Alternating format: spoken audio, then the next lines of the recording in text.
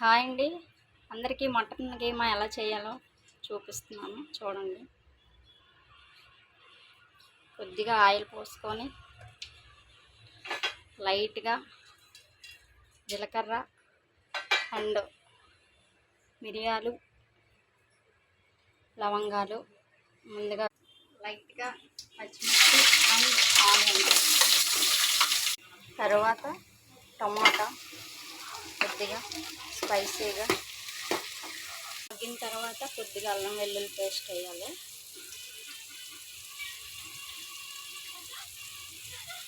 బాగా మగ్గిన తర్వాత లైట్గా కారం వేసుకుంది. అటు ఇటు కొద్దిగా దగ్గరికి అయ్యి పచ్చివాసన పోయే వరకు ఇలా ఇప్పుడు మటన్ కీమా వేసుకొని అటు ఇటు కలుపుకొని